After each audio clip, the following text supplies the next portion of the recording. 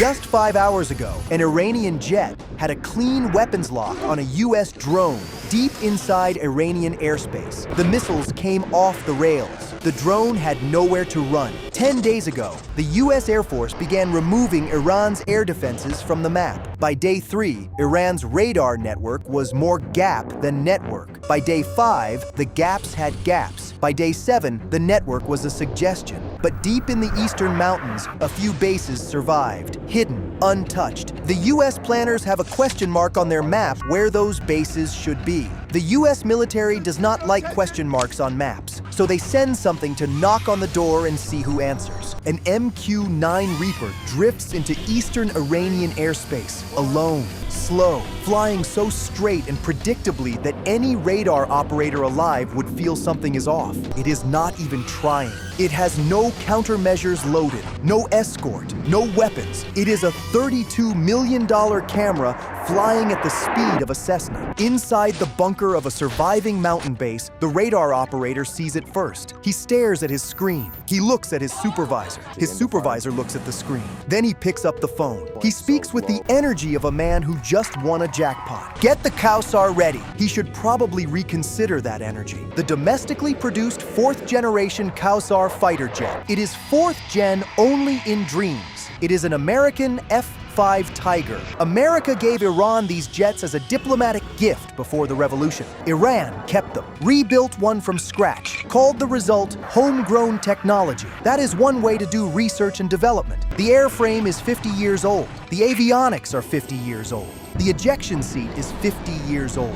The paint is new. Iran held a press conference about the paint. The pilot has one engine, one radar, and enormous confidence. And only 2 of those things are working correctly. The Kowsar climbs. It climbs the way a 1974 airframe climbs, with effort, with noise, through a prayer, with a sincerity that modern fighters do not require. The radar sweeps forward. Contact. One MQ-9. Slow, fat, not running, just sitting in the sky like it paid for a parking spot. The targeting system finds it instantly. Of course it does. The MQ-9 has the radar cross-section of a building. It is not hiding. Hiding is not its job today. Clean lock. The seeker tone fills his helmet. A single, confident note. He is the hottest pilot in Iran right now, which is a title with a very specific meaning and a fairly short waiting list. He arms the missiles. His thumb finds the trigger. He fires. Both missiles leave the rails. Clean, hot, straight, the Christian way. The drone is right there, 100 meters, 70,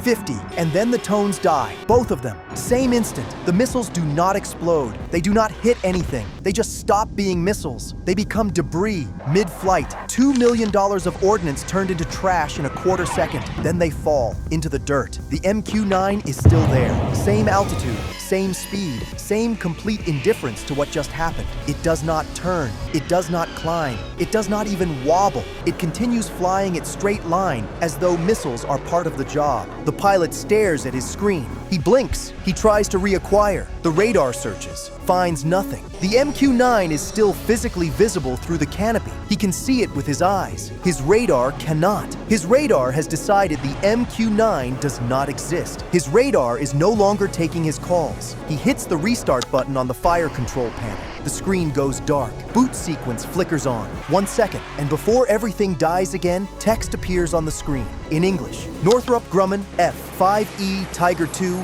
Fire Control V2.1, copyright 1974. The pilot stares at it. The Kowsar is an F-5. America built the F-5. America wrote every line of that fire control code, every frequency, every guidance command, every shutdown protocol, still in there. The USA sent one signal, the frequency Northrop Grumman chose in 1974. The Kowsar's fire control heard it and did exactly what it was always built to do. It turned itself off. It did not hesitate. It did not check who was asking. It heard the original voice and obeyed.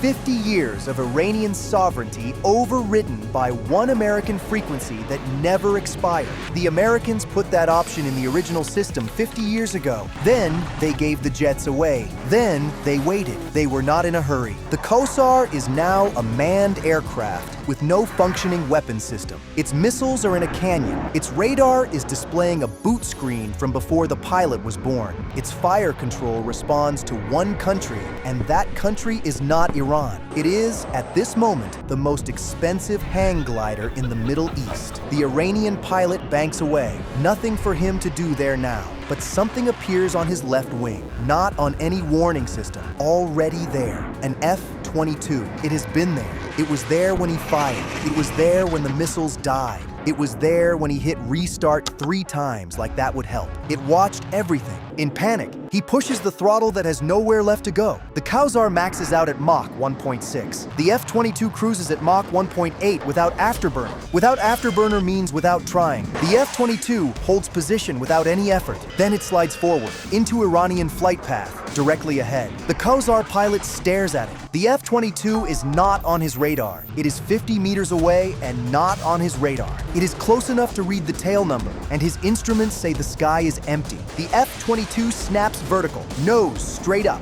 still moving forward, still keeping exact pace with the Kowsar, just pointing at the sky while flying horizontally, hanging there, 3 full seconds. Something the Kowsar's airframe would not survive attempting. Something the Kowsar's airframe would file a complaint about, if it could. Then it snaps back level. No drama, like it was nothing. The F-22 costs $150 million. The Kowsar costs whatever Iran could scrape together to rebuild a jet America gave away for free. So about $350. That cost difference is visible in every movement, every angle, every silence on the radar. F-22 slides back to the Kowsar's wing, settles. The weapons bay doors open. 6 AIM-120 missiles, loaded, clean. Each one independently costs more than the Iranian jet. Each one works. The Iranian pilot looks at them. He looks at his own rails. Empty. He fired 2 missiles today. Both are in the dirt somewhere below him. The F-22 has not fired a single one. It has a full magazine, and it opened the bay just long enough to make sure that difference was understood. The doors close. Then the F-22 does something worse than shooting him down. It turns on its navigation lights, full bright, in a combat zone. Navigation lights mean you are not hiding. Navigation lights mean you do not consider anything nearby a threat. The F-22 is flying next to an armed foreign fighter jet with its lights on like it is an airliner. 1 second later, a crack of thunder.